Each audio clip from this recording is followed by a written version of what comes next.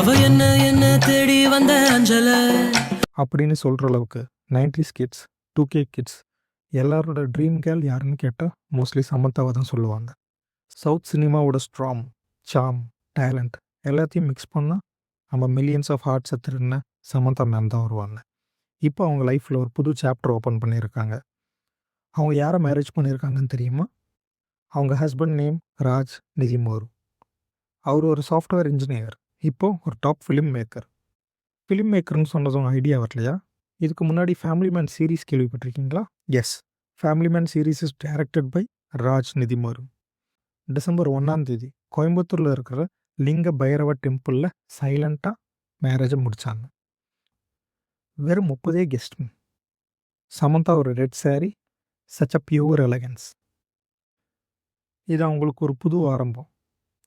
Congratulations Samantha ma'am.